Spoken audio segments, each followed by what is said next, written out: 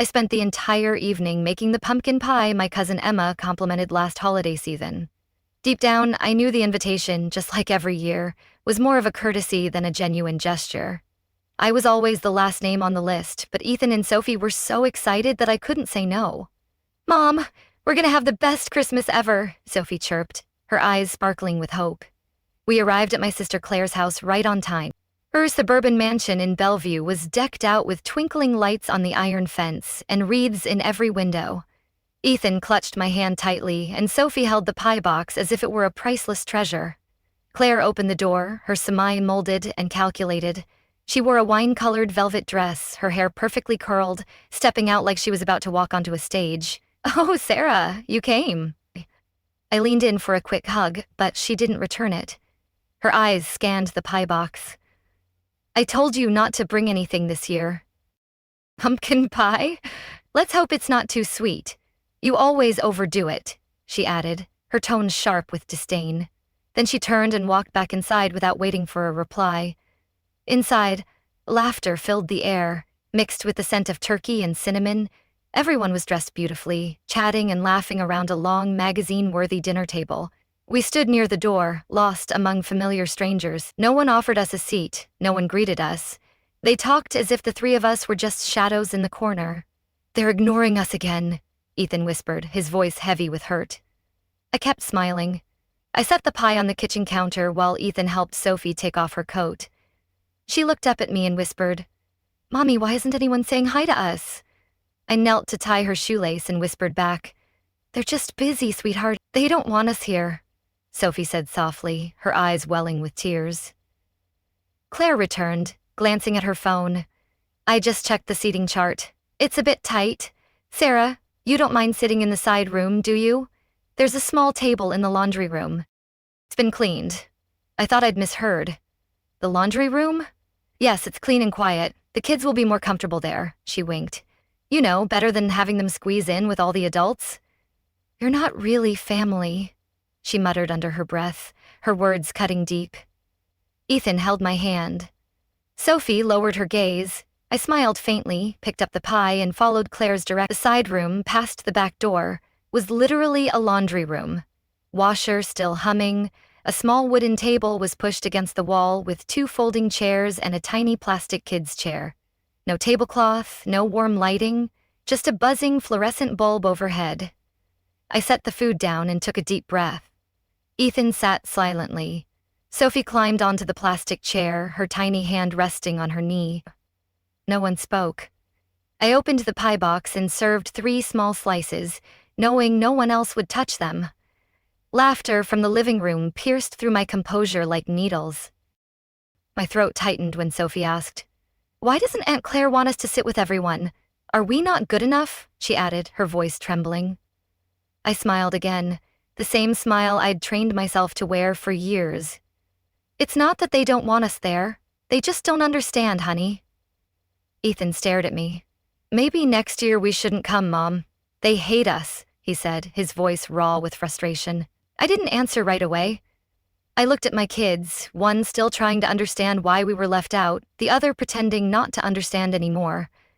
And at that moment, under the cold white light and the hum of the washing machine, I knew today wasn't a holiday. Today was a lesson, and I had learned it. I sat upright, poured water into 3 plastic cups like we were in a fine restaurant. "Happy Christmas, babies, or wherever we are. As long as we're together, that's enough." "We don't need them," I added, my voice firm with newfound strength. Sophie smiled.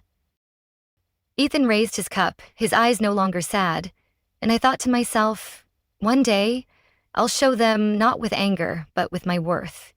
I was about to throw away the leftover pie when we heard tires screech outside the tiny window above the washer. All 3 of us looked up. Ethan raised his eyebrows. Sophie sat up straighter. A headlight swept across the wall and stopped right at the back door.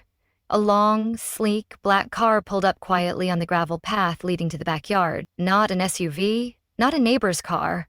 A limousine. Ethan leaned toward the window, wide-eyed. "Mom, that car."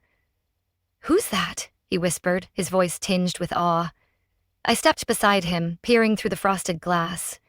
A man in a black suit, wearing a hat and white gloves, opened the back door. Then a woman stepped out, poised, composed, her heels clicking softly but decisively on the gravel. He wore a slate blue wool coat with a high collar over a Neil-Laith sweater dress. Her silver hair was neatly pinned up. Her face showed signs of life lived fully, but no bitterness. She looked around calmly. Then her eyes landed exactly where we were standing. At the back door, Sophie whispered, "Mommy, she's looking at us." I swallowed hard and cracked the door open. A rush of cold air swept in, carrying a hint of snow and jasmine from her scarf. "Hello," she said. Her voice wasn't loud, but it was clear and confident. "I'm looking for Sarah Mitchell." I froze. "Yes, I'm Sarah." "You found me in a strange place?" I said, my voice shaky with disbelief. She smiled slowly. "Good. I'm Margaret Langston, Executive Director of Hearts Forward, a foundation supporting single mothers and women who've been pushed to the margins." She stepped forward.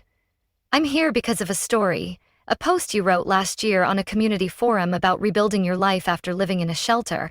My heart skipped a beat. That post, I typed it on my phone one late night after work while Ethan had a fever and Sophie was asleep on the couch. I didn't write it for attention, just to let something out. "Anyone would read it," Margaret continued. "Your post spread through our network. We've been searching for you for 8 months. When your name appeared on an old volunteer registry, I decided to come myself." She glanced around at the laundry room setting. "I didn't expect to find you here." I blushed. "I didn't expect to be found in a laundry room." "I banished us here," I admitted, my voice cracking with shame. Ethan gently squeezed my hand. Sophie still clutched her dress. Margaret smiled. "I'm here to invite you to be a featured speaker for Hearts Forward's upcoming Inspiration series. We'd like you to be our keynote speaker at the summer conference to share your story from the beginning. No filters, no embellishment. You'll be compensated fairly. We also want to publish your story as a book with full editorial control in your hands." I stood frozen, unsure what to say. Part of me didn't believe it. Another part felt relieved. "Are you sure?" I heard myself ask. "I'm just a mom, trying to survive. I'm nobody special," I added, my voice barely above a whisper. She looked at me like I'd said something silly. "That's exactly why we need you," she replied. "We don't need perfect success stories. We need people like you, real, brave, and still moving forward." Ethan looked up at me. "You'll do it right. You have to, Mom," he urged, his eyes bright with pride. I looked at him, then at Sophie, then back at Margaret. "Yes," I said. "I will." Margaret nodded. "If you're ready, we can talk more over dinner." I glanced back at the folding table and the half-eaten pie. "Let me grab my coat." "No need." She smiled. "Well, take care of you from here." I held my children's hands as we stepped out of that suffocating room.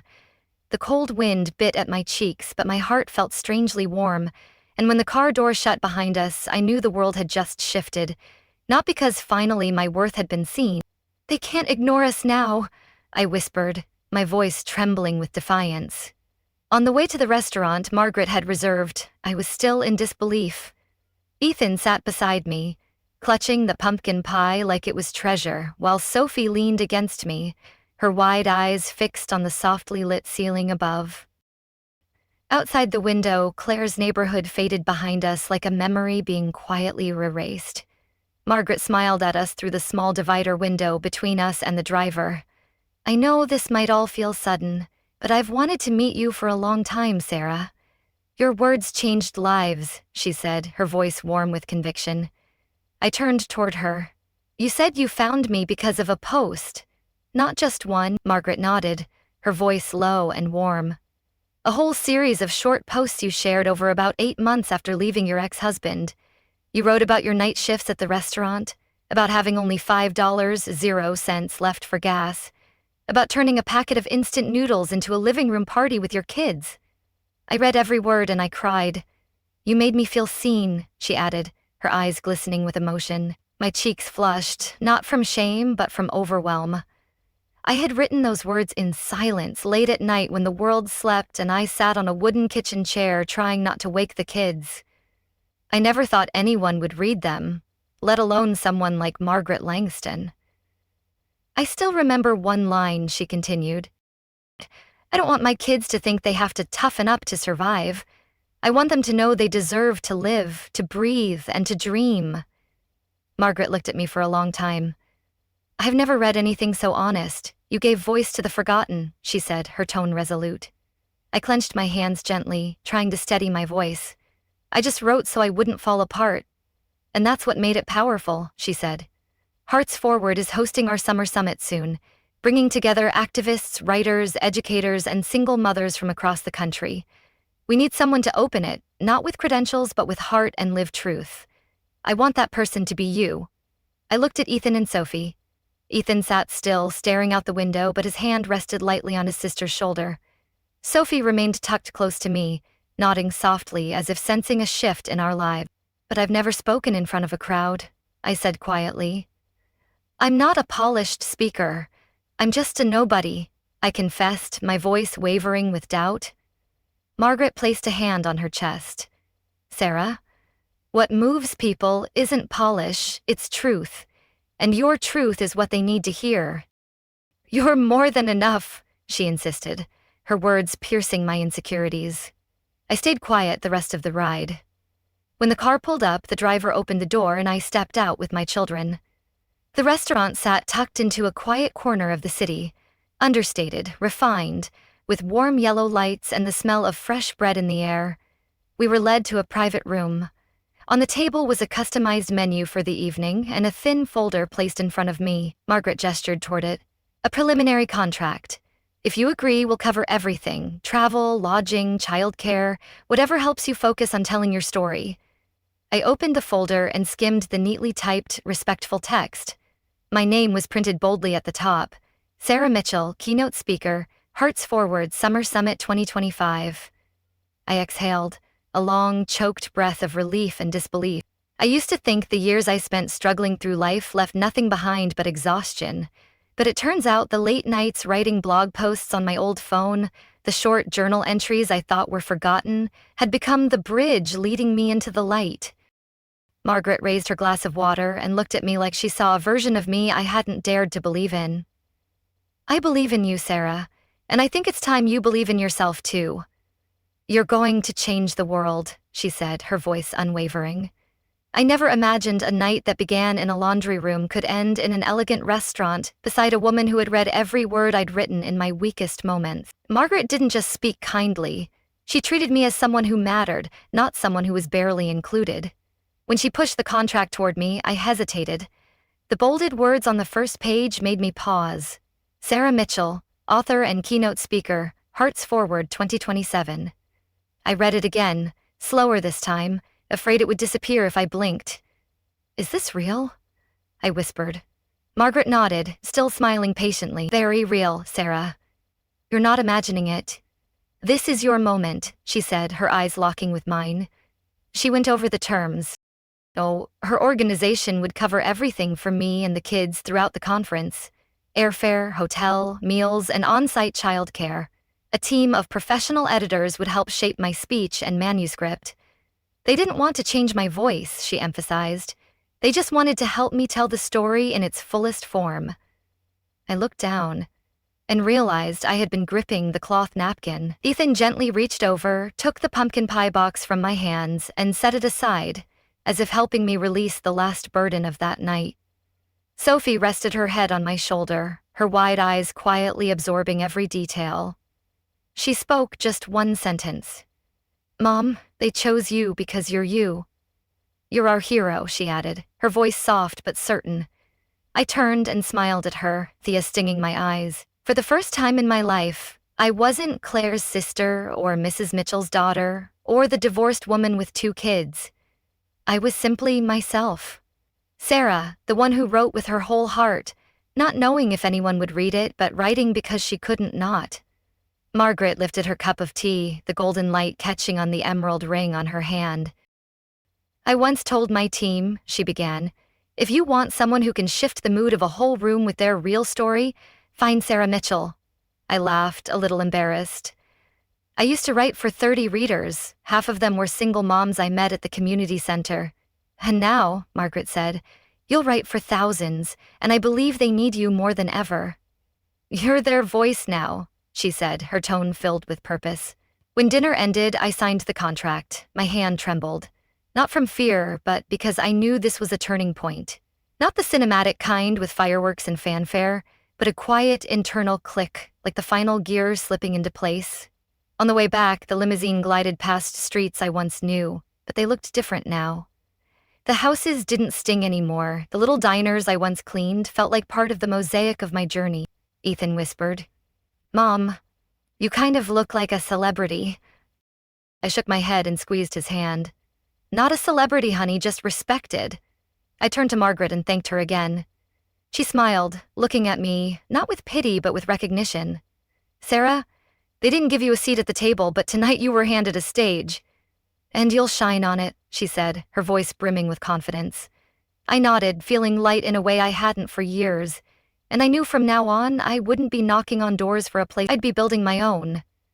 Just as I closed the limousine door, I caught a glimpse of my mother through the dining room curtain. She stood frozen, wineglass in hand, her face caught between shock and confusion. Beside her, Claire gripped her wine stem, lips parted as if to speak, but no sound came. Thomas leaned against the fireplace, phone in hand, eyes following the car pulling away from their gate. "They're realizing they lost me," I thought, a quiet triumph rising within. I once dreamed of leaving that house with my head held high, but never did I imagine I'd be leaving in a limousine with my children by my side and a powerful woman ready to bring my story to thousands. Ethan sat across from me, eyes sparkling with excitement.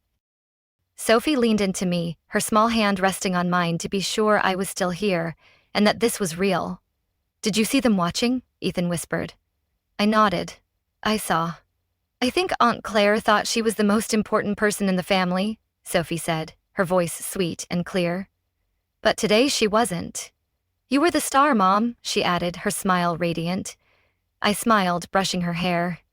"Today they watched and I was heard." Margaret turned, her voice soft but firm.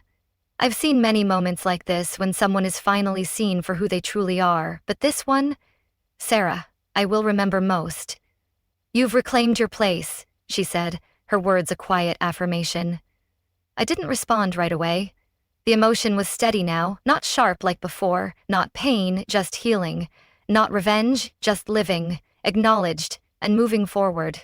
The car turned into the city center, where holiday lights sparkled on every block, and I suddenly remembered past Christmases, waiting in line at church for a frozen turkey, slitting the last potato so Ethan and Sophie could have enough. Those years weren't wasted. They built the foundation for this moment. Margaret reached into her leather briefcase and placed a small folder on my lap. "There's one more thing. We've spoken with a publisher in Seattle. They read the draft manuscript our editors assembled from your blog. They're very interested, and they want you to develop it into a full memoir, not just in print. They want an audiobook read by you." My eyes widened. "Me? I'd read it? Your own voice?" Margaret smiled, "Because it carries something no one else can replicate. Truth. Your story deserves to be heard by millions," she said, her voice filled with certainty. I felt like a door had just opened inside me. Not just a speaker, not just a writer, a storyteller in my own voice. "So, where do we start?" "Next week," she said. "We've got a studio in Seattle. It's ready. No worry, we'll provide accommodations for all three of you. Ethan and Sophie can explore the city, and if you're open to it, we can pair with a local TV station to share your story." I laughed aloud. "This is really happening, isn't it? This isn't a dream." Ethan raised his eyebrows. "If it is, I don't want to wake up." Sophie nodded hard, her curls bouncing. "Mom, don't ever go back to that house again. We're free now," she said, her voice fierce with determination. I looked at her, then out the window, watching the golden lights blur past. "No, I won't go back, because from now on, I'll build my own home. And it'll be better than theirs," I vowed, my heart resolute. The limousine pulled up to a small hotel already arranged for us. The driver opened the door. Margaret waved goodbye, reminding me of the press event the next morning. I held my children's hands and stepped into the hotel lobby, still not quite believing I had left that old garage less than 4 hours ago. And somewhere deep in my heart, I knew this journey was just beginning. But this time, I'd walk it on my own feet. No more bowing, no more asking for permission. The morning of the first conference came faster than I expected. I stood backstage holding my speech, carefully marked with yellow sticky notes Sophie had helped me place. Ethan was in the front row. The shirt he'd chosen made him look older than 13. Sophie sat beside him, tightly gripping the conference program like it was treasure. When the MC called my name, a rush of electricity ran down my spine. I walked onto the stage under soft white lights. The room fell silent. Hundreds of women from all over, some in tailored suits, some in simple clothes, watched me with open, hopeful eyes. I began with where it all started, the laundry room at my sister's house on a cold Christmas. I told them about the years in a 2-bedroom apartment, working 2 shifts a day and blogging at midnight to hold myself packed. I didn't sugarcoat anything. I spoke about the shame of food lines, about feeling invisible in my own family, and most importantly, I spoke about the moment I stepped into that limousine with my kids, knowing I had just left the past behind and stepped into the life I chose. They tried to break me, but I rose, I said. My voice stayed silent for a beat. Then came one clap. Then another. Then the whole room erupted in applause, so loud I almost cried. One woman stood, then another, and then the entire room stood. I couldn't believe it.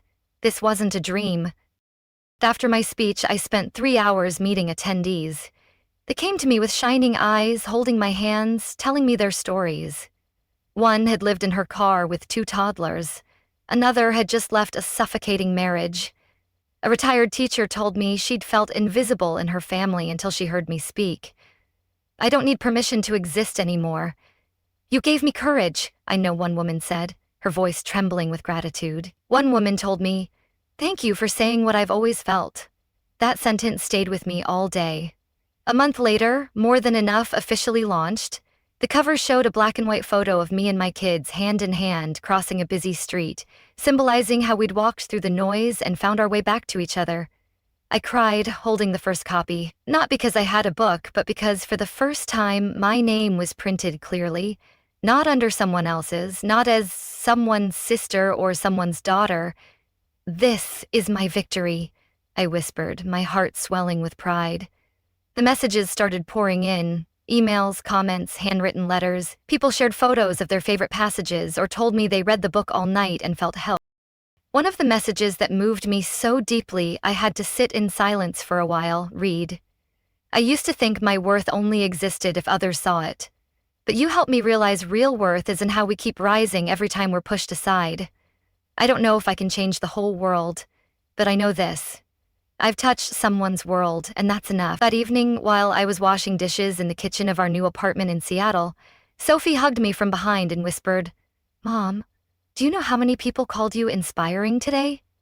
I laughed, turning to look at her.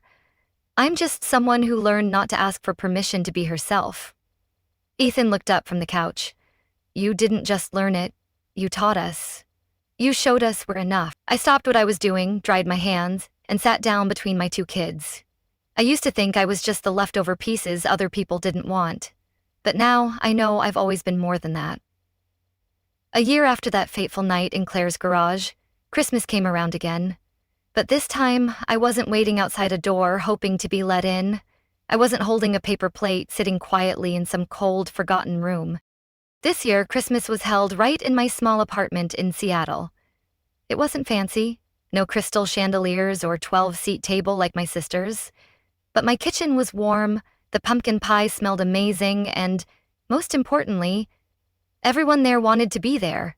I woke up early to roast the turkey while Ethan was in charge of the mashed potatoes, and Sophie busied herself writing handmade thank you cards for each guest. She designed every card herself, decorated them with little leaf stickers, and wrote in sparkly ink, "Thank you for being the real family to me and my mom."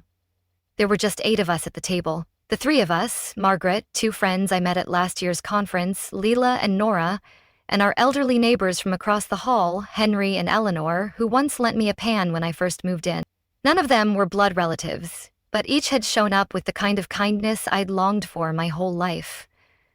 Margaret arrived early, bringing homemade pumpkin soup.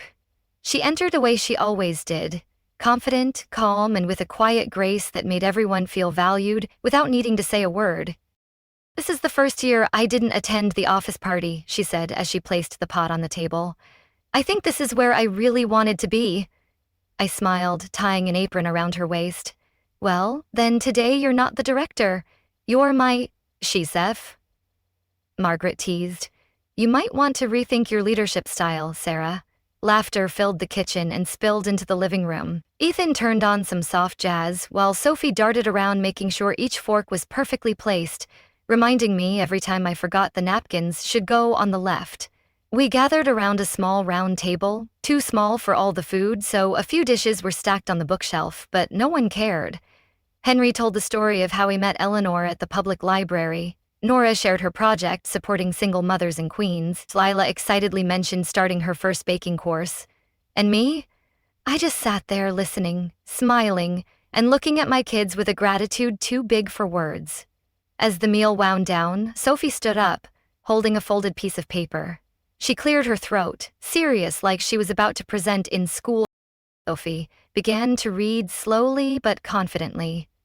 "Last year, I ate Christmas dinner in a laundry room. I didn't understand why we were placed there, but this year I get it.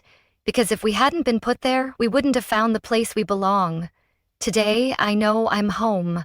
You made this possible, Mom," she added, her voice breaking with love. I covered my mouth, tears slipping out before I noticed. Margaret gently placed her hand over mine and gave it a soft squeeze. Ethan stood up after his sister, quietly adding, "Mom, we're proud of you. Thank you for never stopping." "You fought for us," he said, his eyes shining with admiration. I stood too, raising my glass of apple cider, my voice trembling. I used to think family was something unchangeable. Those who gave birth to us, raised us, but now I understand family is the people who choose to love you freely every day. And today, I'm surrounded by the family I built with my own heart. "We're stronger than they'll ever know," I said, my voice resolute. We clinked glasses, not in unison, not perfectly, but with sincerity. After dinner, Sophie pulled out an old board game and Ethan replayed the video of my conference speech. "I'm not afraid of hearing myself anymore." The voice in that video belonged to a woman who once felt invisible, but who now knew she didn't need permission to matter. That night, after everyone left, I sat in the kitchen holding a warm mug of tea, candles flickering low. A new message came in from my mother, just like every year, cold, short. "Hope you're doing okay," I said. "They'll never understand," I thought, my heart unshaken by their indifference. I didn't respond right away. I looked around our little apartment, crumbs on the table, Sophie's card still in the center, and laughter still echoing softly in my heart. I smiled. I was okay. More than okay, because I had found a family that didn't need to share my blood to be part of my soul. A month after Christmas, I received an invitation from the National Women's Conference. They wanted me back as a guest of honor for the closing session, but this time not just to speak. They wanted me to join a roundtable with women who had heard my speech the year before and made powerful changes in their lives. I said yes without hesitation because I knew my presence wasn't about proving anything anymore. It was about listening, sharing, and reaffirming one truth. Sometimes being pushed aside isn't the end. It's the beginning of something far more meaningful. This year's conference was held at a newly opened art center in Portland. When I walked into the auditorium, I felt no fear or doubt. I wore a soft gray suit designed by Nora, my dearest friend from last year's summit. Pinned to my jacket was a small wooden table brooch, the symbol of the new project Margaret and I had launched. Build your own table, helping women build careers and confidence from the ground up. I sat among 6 women, each one a living story. One had been shut out by her family. Another had overcome abuse, unemployment, or loss. But all of them had one thing in common. They heard my story a year ago and asked themselves, if she did it, why not me? The first to speak was Marcy, a retired teacher. She said that after watching my video, she applied to volunteer at a skill center for single mothers. "I used to think I had nothing left to offer," she said. "But then I realized, worth isn't in titles. It's in making someone feel seen. You inspired me to rise," she said, her voice trembling with gratitude. Next was Shonda Anda, a mother of 3 who had once been homeless. Now she ran a small bakery near her kids' school. I watched the part where Sarah said, "We don't need to ask for seats, build your own table," and I started saving pennies and digging up my grandma's old recipes to carve out my own place. "You showed me I'm unstoppable," she said, her smile radiant. I listened to each voice, my heart filled with something raw and real. Faith, effort, and dignity rediscovered. When it was my turn, I didn't use my prepared notes. I stood, took a deep breath, and looked into the faces waiting for me. I used to be the one behind a closed door. I thought I had to be softer, smarter, less troublesome to earn a place at someone else's table. But the truth is, sometimes people don't reject you because you're lacking. They reject you because they don't know how to value you. And that says nothing about your worth. It only means it's time to build your own table. "I'm not invisible anymore," I declared, my voice ringing with power. I saw Margaret's eyes glisten from the audience. Ethan sat in the 3rd row, taller than I remembered. Sophie waved with tight lips, trying not to cry. I once sat in a garage and thought I was an extra piece. But that garage wasn't the end. It was the start. That was the place where I stopped asking to be seen and started choosing to believe I already mattered. The room was silent, because I disinterest, but because they were with me fully. These women weren't just an audience. They were proof of what I'd learned. When you stop waiting for an invitation, the world begins to open in ways you never imagined. The event ended with hugs, exchanged cards, and promises to keep building more tables together. That night, back in my hotel room, I opened my laptop and typed the first line of my 2nd book. Not everyone needs a seat. Some of us are meant to have a stage. And I'll claim it, I vowed, my heart ablaze with purpose. I looked up and saw myself in the mirror. Not the woman pushed into the laundry room, but the woman at the center with a voice, a heart, and a life that no longer needs permission to begin. Sarah's journey is living proof that sometimes being pushed to the margins is exactly how we find our true worth. From a single mom cast aside by her own family, she rose to tell her story in her own voice and inspired thousands. Sarah no longer lives to be accepted. She lives to be herself. And in doing so, she found success, healing, and a chosen family built on genuine love. What do you think of Sarah's journey? Have you ever experienced a moment like hers? Share your thoughts in the comments below.